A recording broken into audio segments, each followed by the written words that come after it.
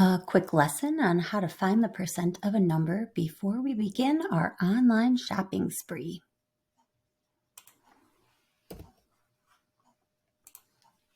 So a percent is really just a piece.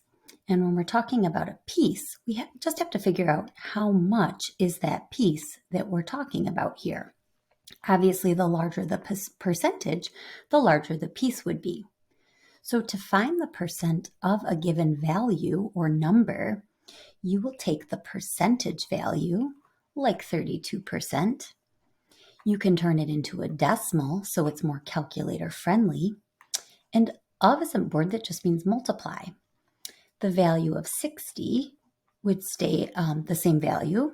And then we just multiply this in our calculator to figure out how much are we talking about. So if it were $60 and you could take 32% of the money, you would end up taking $19.20. That would be the piece. The answer that we get is not a percentage value. The percentage is given at the beginning. It's just some kind of a regular number. And today, everything that we do will be in money form because we're shopping. So if we wanted to find 25% of 40, we could turn the 25% into the matching decimal value by shifting that decimal 2 places to the left. So here's that decimal, 2 to the left. We would use a quarter in value since that's what 25% is talking about. And we're going to multiply that by 40.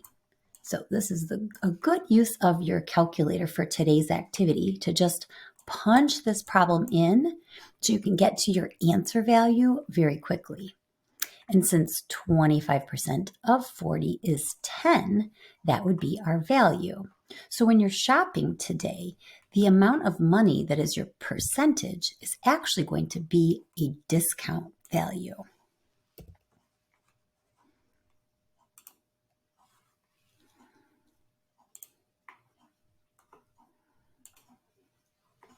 So once you've determined the value of the discount, like a 25% discount on something that was originally $26.99, would be the percentage as a decimal multiplied by the cost of the item. And we can see that that ends up being $6.75. However, this is the amount of money that you're going to take off the price. Discounts are money that you're saving. So you don't have to pay all $26.99. You get to take away $6.75 value. So the new price or the sale price is actually only going to be $20.24. So you'll be shopping today with discounts. The larger the discount, the more money you're going to save.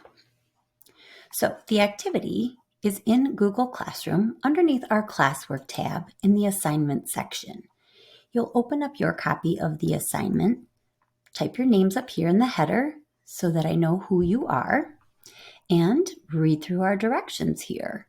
So you're shopping for 5 gifts for 5 different people. And no, you can't buy for yourself. The whole point of the holiday season is to give gifts to other people. You do have a budget of $200 to purchase these 5 gifts, but you also have some discounts to use to make your spending go a little bit further. There's a table at the bottom that you will be completing. The first thing that you'll want to know is that all shipping and handling will be considered free for this activity, even if the website says it's going to charge you. And you'll be rounding all of your values to the nearest hundredths or penny place, since everything we do is money when we're shopping. You'll be using a calculator to help you make the math happen a little bit faster. You'll want to convert your percent to a decimal by moving that decimal 2 places to the left. This is going to be your discount value. So you have 5 different discounts that you can pick and choose. And I would save the 30% off for the most expensive item since it's the largest discount that we can save. You'll then multiply that decimal version of the percentage by the price of the item that you find. Feel free to shop on any website online, depending on the gift that you're looking for. Name the item here and the original price. Figure out what a 15% savings would be and record the discount amount here. You'll do that by taking the original price and multiplying it by a 0.15 for the 15% off or a 0.20 if it's the 20% off.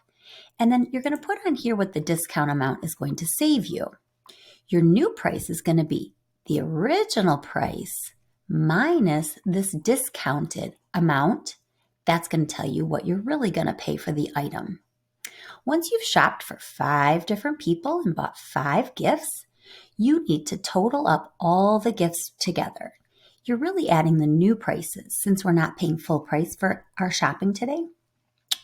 Add your values with your calculator, and you're going to put that information in here. The next thing to do is to figure out how much sales tax you're going to be, and that's just the 6%, which is here as a decimal, multiplied by the cost of the gifts. So if I spent $198, I would multiply 0.06 times $198. And I'm going to put that tax amount here. Remember to round it to the penny place if the decimals go on for a while. Then you're going to add the cost of the gifts plus the extra tax together, and you're going to make sure you stayed within your $200 budget. If you need any help, rewatch the video. Happy shopping!